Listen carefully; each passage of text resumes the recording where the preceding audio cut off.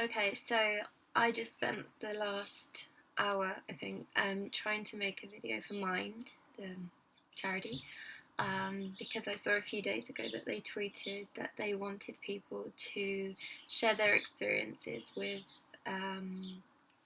mental health issues, such as OCD, depression, etc.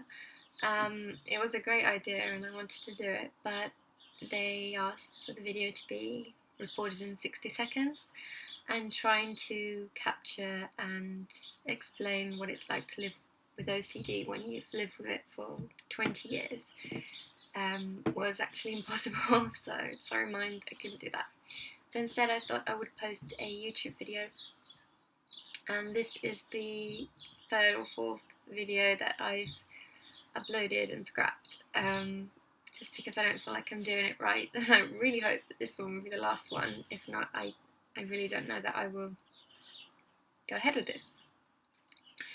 But I wanted to make this video just to help people understand what OCD is and definitely what it's not, because I feel that it's definitely one of the illnesses that's most misunderstood. So I'll start just by explaining OCD and how I have it and how it began for me.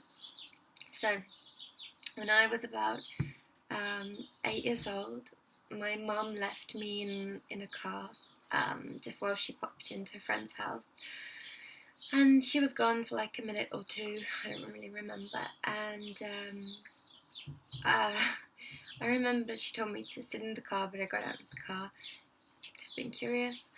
And there was this syringe on the floor, which my mum later told me was from a drug addict. And when my mum came back to the car, she saw me buy the syringe and she started asking me questions. And I couldn't remember, or I didn't trust my mind enough to know if I touched the syringe or not. And so she kept asking me the same questions, how do you not know that you touched the syringe, Sam? You must be sure. But it just all began from there. Well, it didn't begin from there, but that's, I think, the first time I remember OCD sort of manifesting itself in my life. And I had to go and get a shot from the hospital, I think, because nobody knew if I touched the syringe or not. And then I had another incident, a similar incident, when I was about 16, and I was walking in the street and I saw a pack of pills on the floor, and they really concerned me. And my mum was with me, and I was walking and I started asking her, did I touch the pills on the floor? And it does seem like a stupid question, because of course I should know if I'd done that, but I feel like, well, I never knew it was OCD. Nobody ever really does. You just think you're losing your mind. So I spent a long time thinking that I was just going crazy.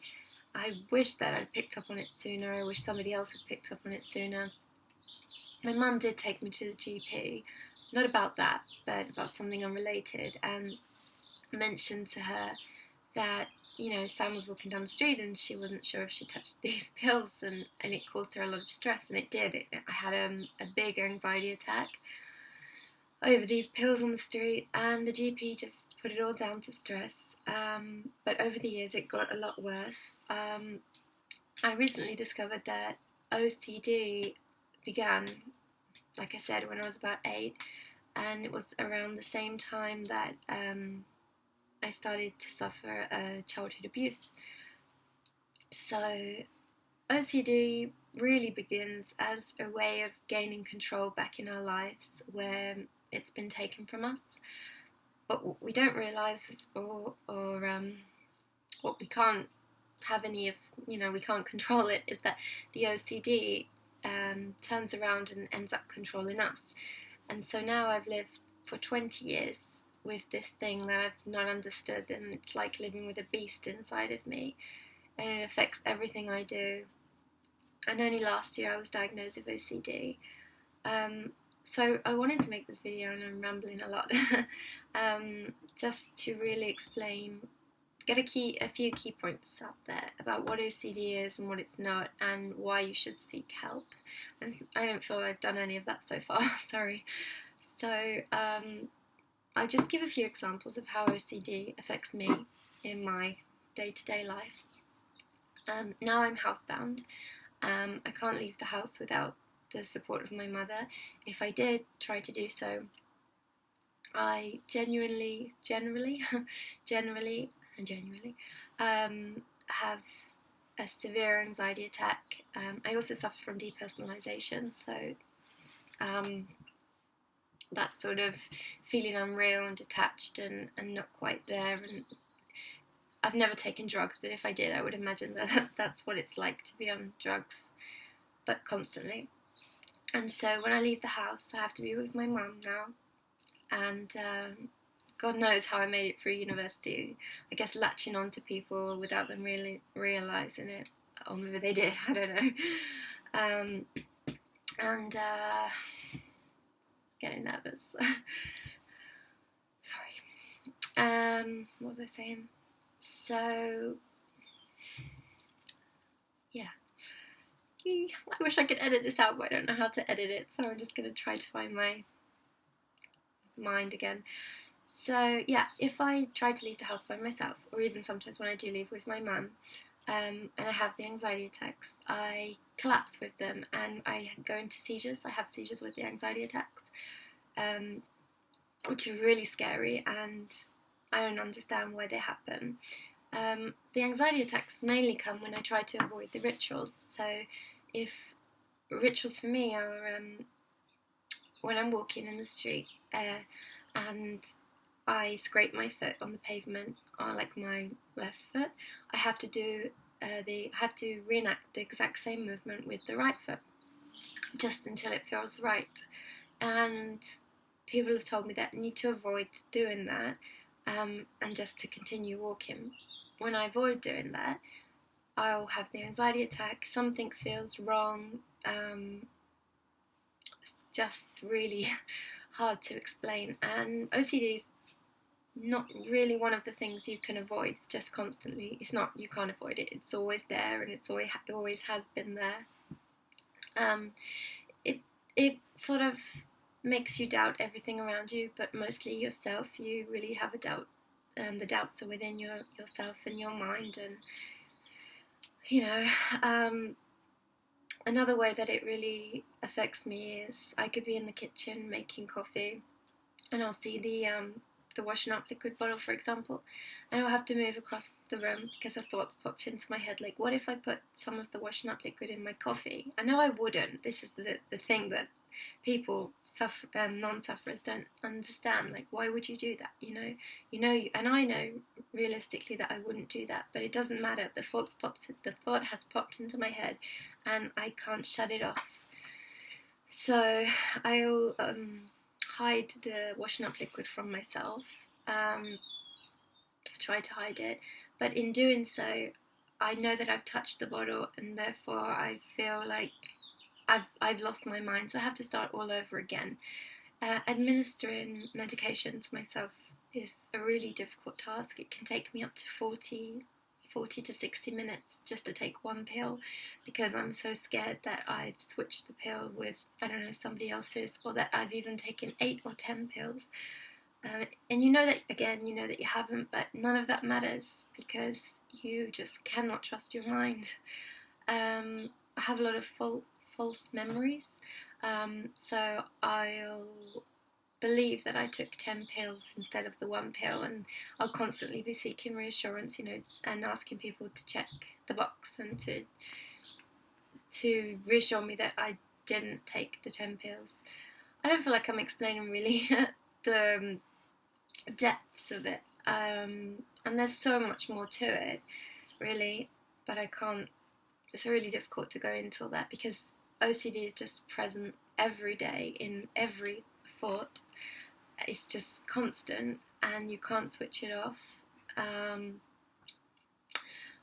But really what I wanted to address with this video is how important it is to be diagnosed with OCD from an early age. OCD is one of those illnesses that people find really hard to talk about because of the really rambled, weird thoughts and obsessions and intrusive thoughts that you get in a lot of the time. that you have no control over, or you don't understand, and they're really jumbled. And so how do you approach that? How do you speak to somebody about that? Well, it took me 20 years, for example. But had I known back then, when I was like 14 and when it really started coming out, had I known that what I was suffering was OCD and not, that I was losing my mind, or that I was really this horrible person, with these really strange thoughts, had I known that, I would have looked for help, I think. But the trouble is, for so long now, people have looked at OCD as the cleanliness illness, this kind of cleaning thing. And sure, for some people, OCD does manifest in that way. I understand that. But for a lot of sufferers, it's actually so much more than that. I think for every sufferer, actually. And mostly, I'd like for people to not feel ashamed and to go to their GP or school counsellor or whoever it may be, and just seek the help that you need. You could start by asking them, like what I did with my GP, by asking them, what's OCD? Because I wanted him to say first what it was, and then you would know if you were being judged or not. When I knew that, when he told me what OCD was, I breathed this sigh of relief, and and I started speaking to him from there, and I've been diagnosed now. But when you have the diagnosis, it's not some kind of big step in recovery, because every day the intrusive thoughts still occur. What if this isn't OCD? What if I really am losing my mind? So every day now when I wake up, I do remind myself that I'm living with OCD and that it is an illness, a treatable illness. I hope, I'm sure it is. One day we will get treated for this. But do keep reminding yourself of that, because it's hard not to get swept away, especially when you've lived with it for so long, like 14 years. I just had no idea what was going on in my mind. So yeah, I hope that I kind of explained it to some level.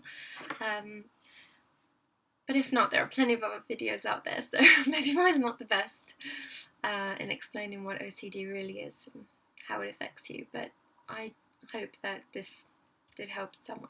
Thanks for listening.